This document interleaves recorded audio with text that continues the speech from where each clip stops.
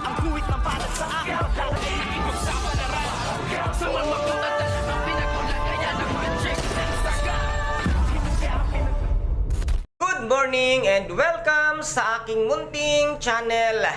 Dumating na nga ang takdang araw ng kasal nito nga si David na kanyang pinakamahintay dahil ang buong akala nga niya ito na ang panahon na siya ay yayaman at magiging tagapagmana nga ng mga kabalyero at walang kaalam-alam. Itong mga kabalyero na ito palang si David ay isang peking tanggol lamang at peking Jesus Nazareno de Magiba. At nakita nga niya itong si Olga at nagkausap nga sila at sinabi nga ni Olga na eto na yung araw na pinakahihintay mo ang makasal sa mga pamilya ng kabalyero. At nasabi rin ni David na malaki ang hirap niya at nagawa niyang makipagpatayan para lamang matuloy ang kasal na ito at walang kaalam-alam itong ang si Olga na si David pala ang siyang pumatay sa kanyang anak na si Bubbles. At dito naman ay nakarating na nga si Camille sa simbahan na kung saan nga idadaos ang kasal nga nitong si David. At habang naglalakad nga itong si Camille ay nakita nga niya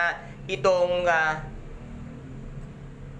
si Camille sa harap ng simbahan.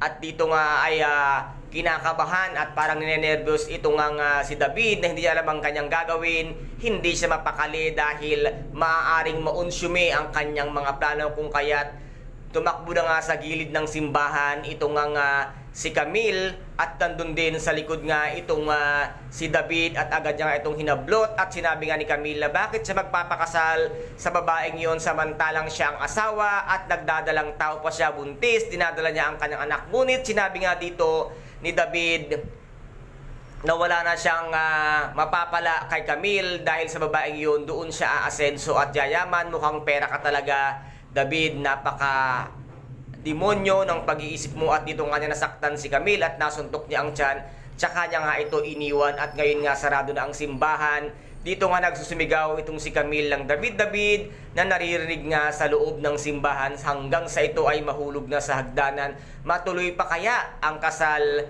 nitong si David ngayong naaksidente na nga itong si Camille? Guys, ito po ang ating pakaabangan dito nga sa tinaguriang pambansang teleserye FPJ ang Batang Quiapo. Sana hindi matuloy ang kasal ng hambog na si David. At kung nagustuhan po ninyo ang aking videos for today, paki-subscribe na lamang po ng aking channel, paki-like and share para maging update kayo sa lahat ng gagawin kong videos. Maraming salamat po. Ingat, God bless and bye-bye!